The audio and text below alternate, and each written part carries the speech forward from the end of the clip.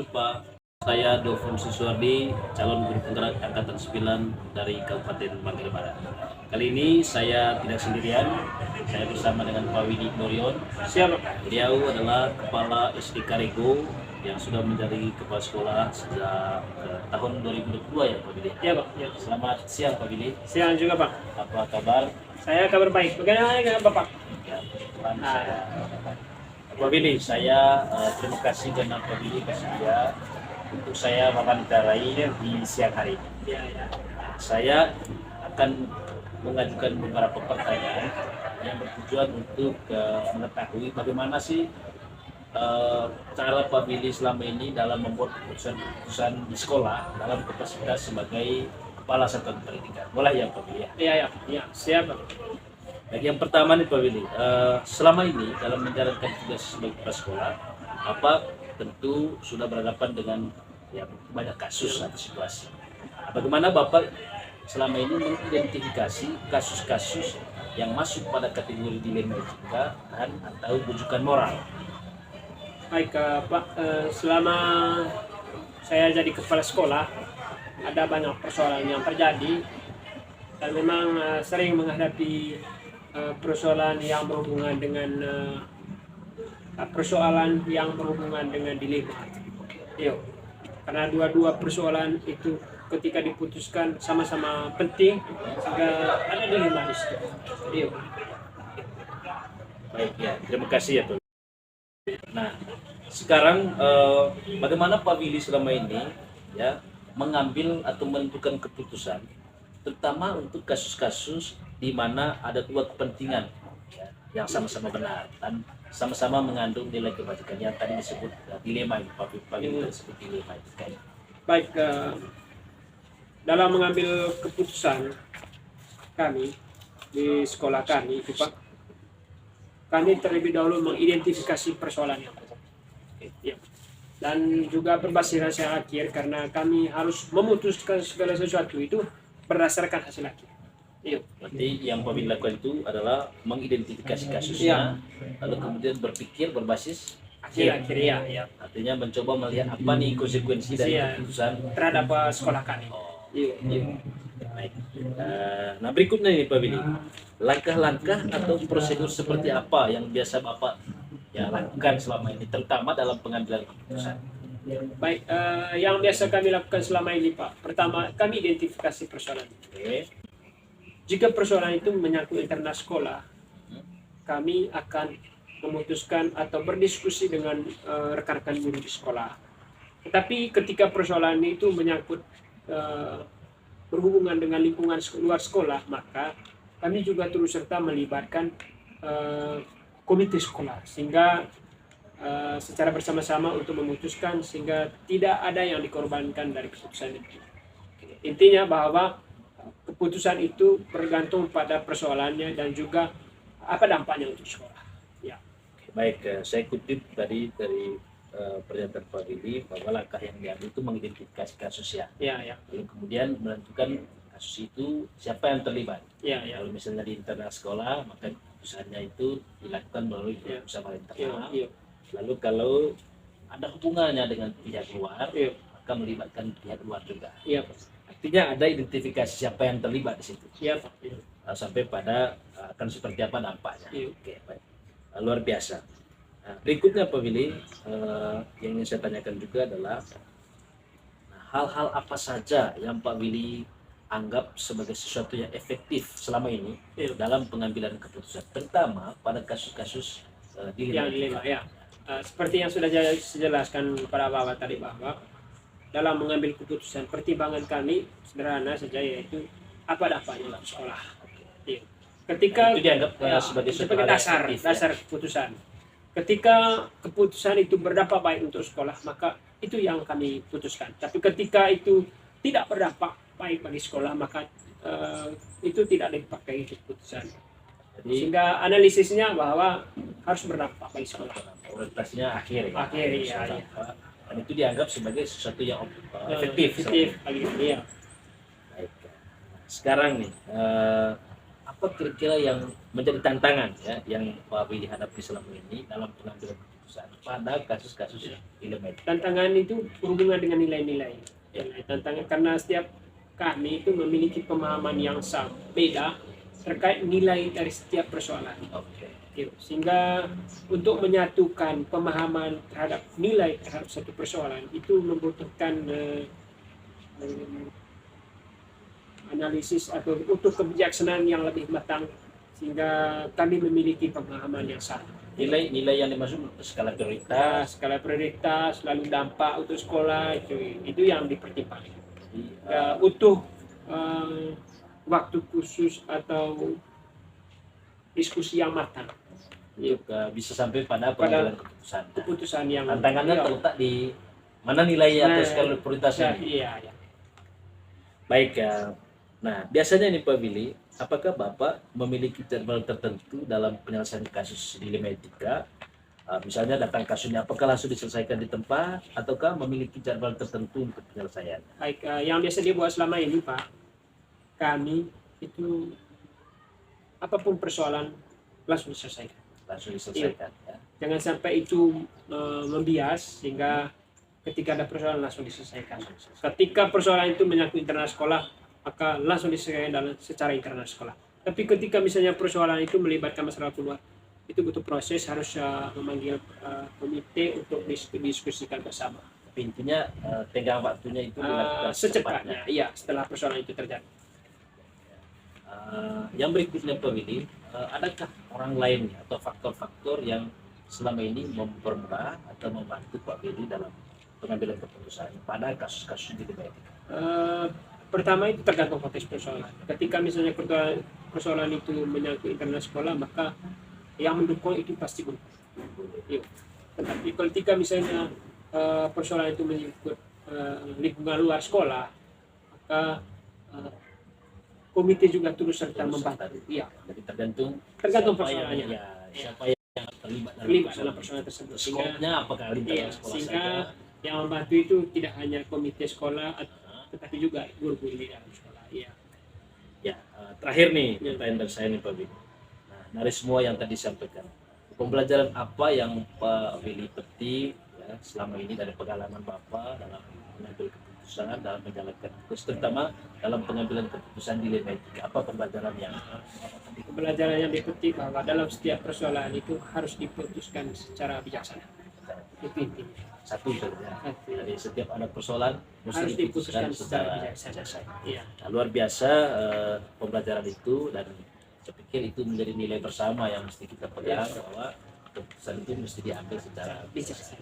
Terima kasih Pak Willy atas kesempatannya. Luar biasa apa yang menjadi jawaban Pak Willy turut menjadi inspirasi bagi saya. Terima kasih dan selamat sama-sama.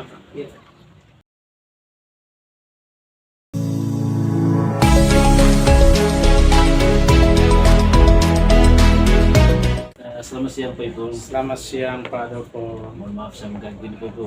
Ya, tidak apa-apa. Saya ingin mewawancarai Pak Ibu untuk bertanya mengenai keputusan-keputusan yang diambil oleh Pak Ibu selama menjalankan tugas sebagai kepala sekolah. Boleh ya Pak Ibu? Ya, boleh. Betul. Yang ingin saya tanyakan itu yang pertama, tentu Pak Ibu dalam menjalankan tugas itu sering mengambil keputusan. Ya, betul. Bagaimana Pak Ibu dapat mengidentifikasi kasus-kasus yang merupakan dilema etika atau rujukan moral dalam mengambil keputusan? Baik Pak Holdo, dalam hal ini saya melihat bahwa kasus dilema etika ini benar melawan benar ini, di mana itu merupakan situasi yang terjadi ketika harus memilih dan memutuskan antara dua pilihan yang kedua, pilihan itu benar secara moral, tetapi bertentangan. Sedangkan rujukan moral benar melawan salah, yaitu situasi atau keadaan ketika harus mengambil keputusan antara benar dan salah. Oke, baik ya, terima kasih Pak Ibu. Jadi yang benar lawan benar itu dilema etika itu adalah ya ketika Pak Ibu dihadapkan pada kasus yang di sana ada pertentangan antara benar lawan benar. Ya, ya. Sedangkan yang rujukan moral tadi Pak Ibu katakan bahwa yang benar lawan salah. Ya, betul itu ya. Baik, terima kasih Pak Ibu.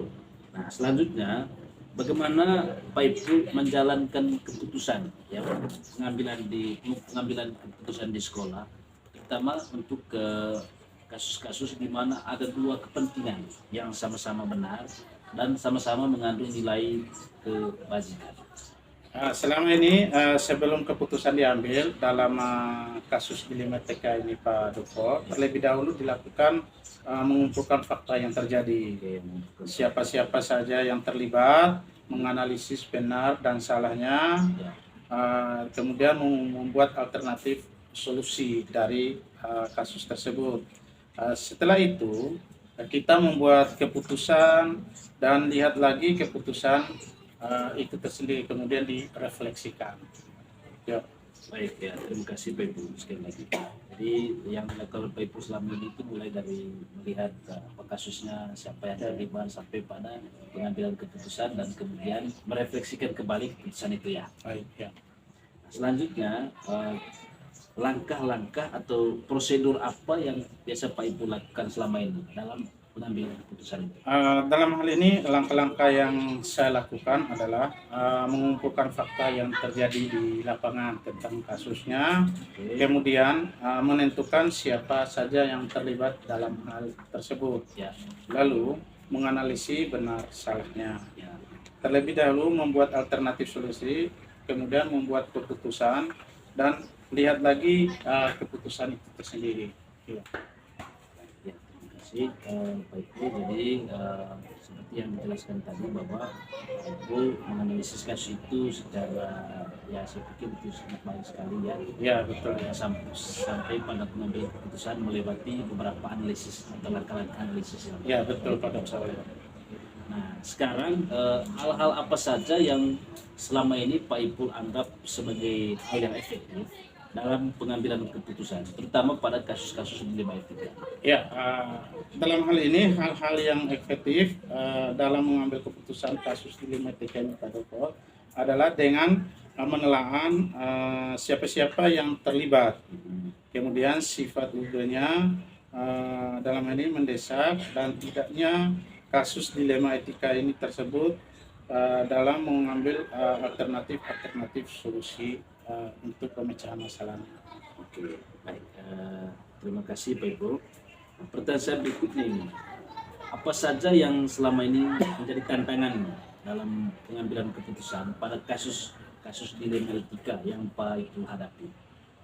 Dalam hal ini tantangannya ada Pak dalam pengambilan keputusan kasus dilema etika ini adalah masalah tersebut mempunyai nilai yang sama-sama penting, tetapi harus ada yang didahulukan. Juga adanya orang-orang atasan langsung yang terlibat, serta adanya peraturan-peraturan yang harus dipenuhi. Tak kalah pentingnya itu adalah nilai rasa yang harus diutamakan dalam menyelesaikan kasus ini.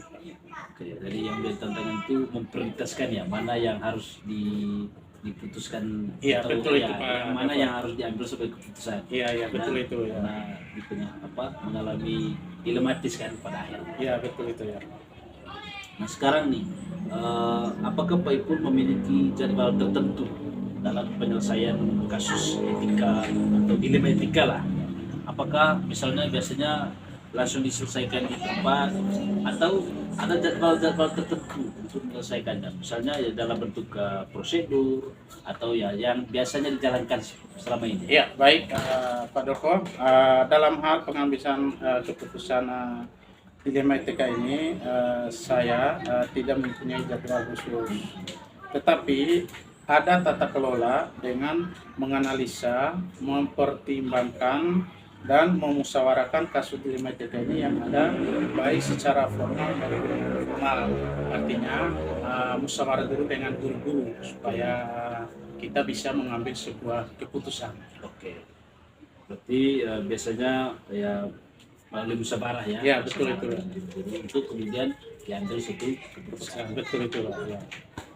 Yang berikut yang ingin saya tanyakan, apakah ada seseorang atau faktor-faktor lain yang selama ini mempermudah atau membantu Pak Ipul dalam pengambilan keputusan ketika berhadapan dengan kasus-kasus dilema etika? Ya, baik Pak Adolfos, seseorang atau faktor yang mempermudah pengambilan keputusan pada kasus dilema etika ini adalah orang-orang yang terlibat, yaitu orang-orang yang profesional, yang dimana menghargai dan menerima keputusan atasan langsung, sehingga tidak ada lagi pertentangan di kemudian hari setelah kasus itu diputuskan. Itu termasuk bukan sejawat di sekolah. Ya betul, guru-guru senior lah yang bisa memahami tentang kasus-kasus tersebut.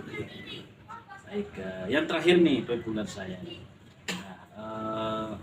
Dari semua tadi dialog kita ini mengenai pengambilan keputusan pertama yang berkaitan dengan kasus-kasus dilema etika yang Pak Ipul hadapi selama ini, apa yang dapat Pak Ipul penting dari pengalaman Pak Ipul dalam mengambil keputusan yang berhubungan dengan kasus dilema etika? Baik, pengalaman yang saya ambil dari pengambilan keputusan pada kasus dilema etika ini Pak Adolfos adalah sebelum mengambil keputusan harus banyak-banyak menganalisa kasus yang ada. Kemudian banyak mempertimbangkan pertimbangan. Setiap keputusan pasti tidak mungkin membuat puas semua pihak yang hadir atau semua pihak yang ada. Pasti ada pihak-pihak yang tidak terpuaskan dalam mengambil sebuah keputusan. Kemudian semua yang terlibat pada pengambilan keputusan harus siap menerima. Itulah tujuan musyawarah ini Pak Adolfos. Kemudian menghormati serta melaksanakan keputusan yang sudah kita tetapkan. Begitu Pak Adolfos. Baik ya, menarik kesimpulan atau ya pembelajaran yang dipetik oleh Pak Ipul. Tadi saya mengutip yang pertama, mesti betul-betul mempelajari ya, betul, ya. Itu, kasus itu tidak hanya langsung diambil keputusannya seperti apa. Betul. Kemudian yang kedua, soal komitmen, saya pikir komitmen untuk menjalankan keputusan ketika sudah diputuskan seperti ini, waktu ya harus bisa dijalankan. Ya, baik. Lalu yang tidak kalah penting adalah ya keputusan yang diambil itu tentu tidak bisa memuaskan semua pihak. Ya, betul itu. Saya pikir apa yang disampaikan oleh Pak Ipul sebagai pimpinan di SDN Macan Tanggar dari ya pengalaman selama Pak Ipul menjalankan tugas dan terutama dalam mengambil keputusan ketika berhadapan dengan kasus-kasus dilema etika itu saja dipelajari, dijadikan sebagai inspirasi bagi rekan sejabat dalam menjalankan tugas. Terima kasih Pak Ipul atas terima kasih. penyampaiannya. Sama-sama Pak Adolfos.